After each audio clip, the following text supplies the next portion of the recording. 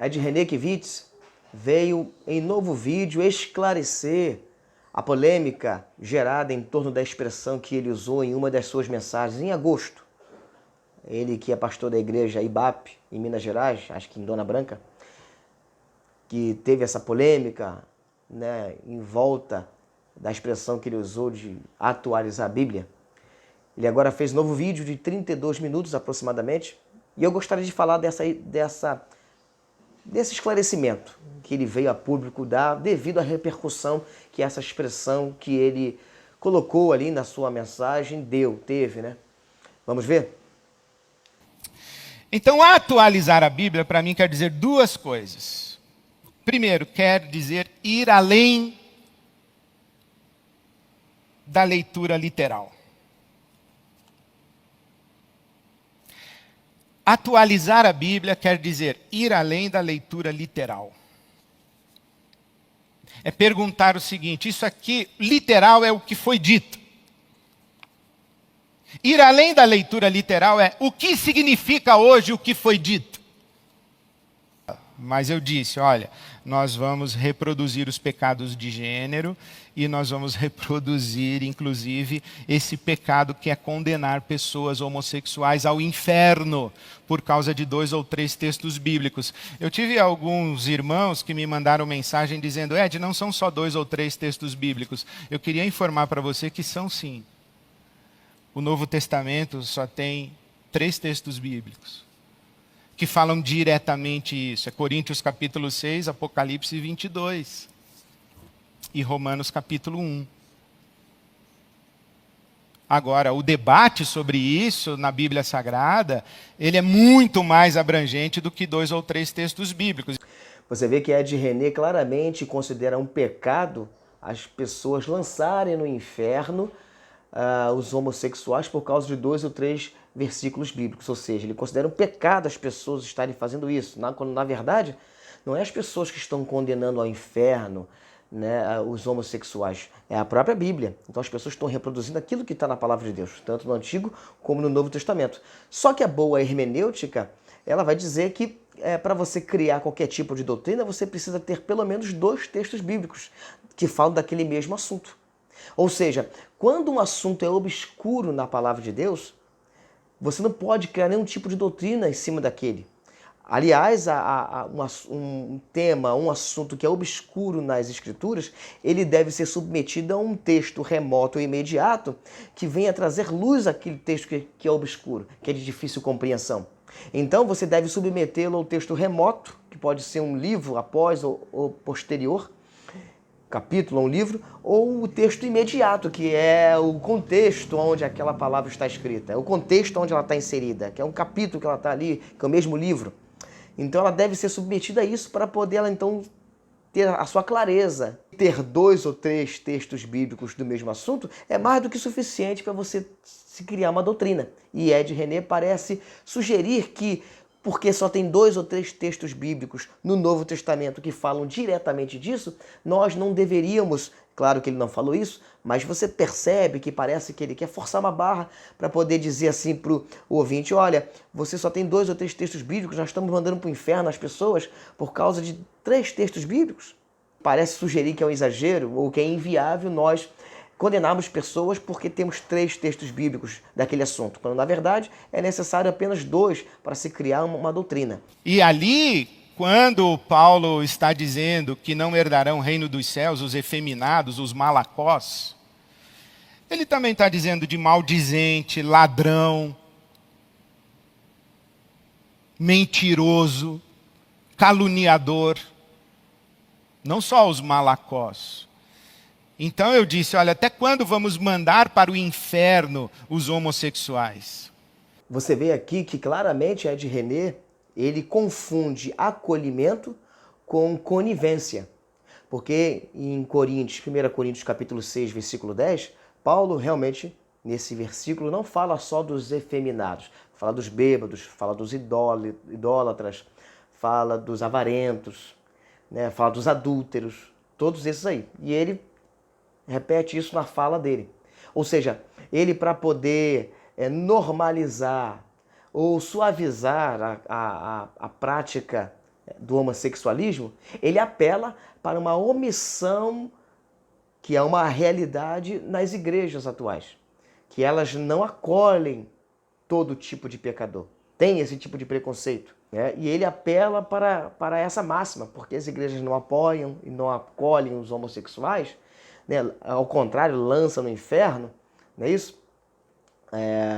Ele tenta legitimar e tenta suavizar essa prática apelando para isso. Mas pare para pensar. Eu não vejo a igreja, por exemplo, conivendo com bêbados. Eu não vejo a igreja, por exemplo, conivendo com idólatras. Só que fica uma questão.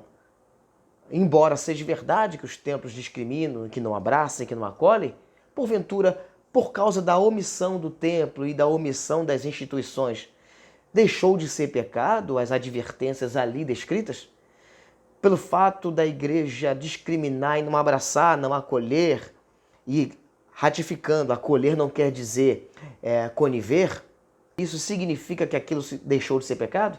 De René claramente deixa isso nas entrelinhas, né? Que quando ele sugere que a igreja não trata da mesma forma os outros pecados ali descritos e condenam, né, o homossexualismo. A minha vida toda eu fui criado acreditando e sendo ensinado que a homossexualidade, a prática homossexual é pecado, mas esse ensino foi em chave moral. A homossexualidade é um comportamento. Você pode deixar de ser homossexual do mesmo jeito que você deixa de fumar. Você pode deixar de ser homossexual do mesmo jeito que você supera um trauma da sua infância, um abuso que você sofreu. Se você fizer um trabalho terapêutico, você pode superar um trauma. Também você pode superar a sua homossexualidade. Você pode parar de se comportar homossexualmente. Eu fui educado dessa maneira, eu sou parte disso daí, mas o que eu quero dizer para você não é tanto o que eu penso sobre isso, mas por que eu levantei esse assunto. Você vê que claramente Ed René não considera o homossexualismo como uma escolha moral, como é o camarada que bebe, o camarada que rouba, o camarada que calunia, enfim. Ele tira da categoria de pecados morais, né, o homossexualismo. Inclusive ele afirma que aprendeu dessa forma, que isso era uma escolha moral, que você não pode parar de deixar de ser homossexual como você para de fumar, para de beber. Por que você não consegue? Porque você nasceu assim e por isso você não pode mudar. Agora, engraçado que se o homossexualismo é uma escolha moral, por que nós temos tantas pessoas que alcançam a tão conhecida ou chamada cura gay? Pessoas que conseguem deixar a prática do homossexual e criam famílias e casam-se de forma heterossexual e têm filhos e levam uma vida normal. Se a pessoa nasceu homossexual, ela não pode alcançar nenhum tipo de cura gay, ela não pode ser, né, reabilitada. Se não é uma escolha moral, se ele nasceu assim como Ed René quer fazer ou quer deixar entender, então essa pessoa não tem outra opção, não existe orientação comportamental, não existe nenhuma orientação que possa redirecioná-lo a um caminho da heterossexualidade. E nós sabemos que existem muitas pessoas que deixam de ser homossexual, assim como deixam de fumar. Por quê? Porque nada mais, nada menos é uma escolha moral. E por isso a Bíblia reconhece como pecado. O homossexualismo é uma escolha, é um comportamento. A pessoa escolhe ser homossexual. Então não existe esse negócio que a pessoa nasce assim. O negro, ele nasce negro. Ele não pede para ser negro. Portanto, ele não pode mudar de cor. O anão, ele apenas é. O asiático, ele não consegue deixar de ser asiático, porque isso não se trata de uma escolha. O nordestino, ele não escolhe ser nordestino, ele não pode deixar de ser nordestino. Agora o homossexual, ele pode deixar de ser homossexual. O beberrão, ele pode largar a bebida, ele pode largar o cigarro, ele pode largar a prostituição, ele pode largar a promiscuidade, porque todas essas coisas fazem parte de um comportamento moral e, portanto, uma escolha moral. E tudo aquilo que é moral é pecaminoso e a Bíblia condena. Por isso, a Bíblia condenou, né, a cidade, os cananeus, por causa da sua prática homossexual. Deus ele destrói a cidade de Sodoma e Gomorra. Você conhece, só sobrevive Ló, né? E a sua família. E eles eram um povo gentio. Por quê? Porque Deus ele nunca exigiu do povo gentio, de outros povos, que ele observasse a liturgia do povo, do povo de Deus, do povo da fé. Mas tudo aquilo que era moral, ele sempre advertiu todas as nações, porque aquilo que é pecado não é pecado só para o judeu. Aquilo que é moralmente errado não é moralmente errado só para o povo de Deus, só para os crentes, é moralmente errado para toda a humanidade. O não matarás não é só para o judeu, o não matarás é uma advertência moral para todas as nações, e tudo que é moral não envelhece, não se torna antiquado. Não é como as leis civis e cerimoniais que se tornam antiquadas. Então, ele parece confundir, né, ou pelo menos colocar no mesmo patamar escolhas morais, pecados morais, né, na conta de leis civis, litúrgicas e cerimoniais. Então, ele tenta fazer essa manobra para poder legitimar e normatizar a prática homossexual. Por exemplo, em Romanos capítulo 1, Paulo escreve aos Romanos, um povo gentil, e ele adverte os romanos da prática homossexual, no capítulo 1.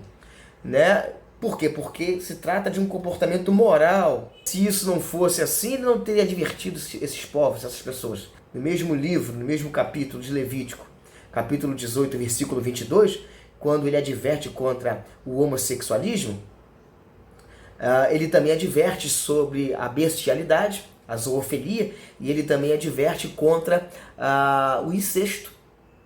Bem, se a gente desconsidera, né, a advertência contra os homossexuais, porque está lá em Levítico, então nós deveríamos normatizar também o incesto e normatizar também a bestialidade, isto é, a zoofilia. Então você vê que trata-se de uma seleção daquilo que me é conveniente, os pecados de estimação. Uma vez que eu não consigo ser mudado pelo Evangelho, então eu busco tentar mudar a palavra de Deus, para que ela caiba dentro das minhas convicções e das minhas práticas promíscuas. E Deus queira que existam pessoas que são homossexuais dentro da sua comunidade, dentro da sua igreja. Porque se não tiver, é porque a sua igreja repeliu essas pessoas, excluiu, afastou, não acolheu, não abraçou, não estendeu a destra da comunhão, e é pior.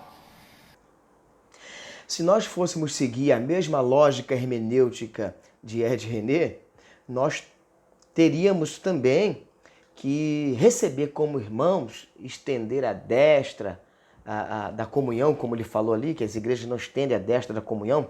Para nós sermos coerentes, nós tínhamos que também receber e reconhecer como filho de Deus os bêbados, que está no mesmo texto de 1 Coríntios 6, versículo 10, ali em diante.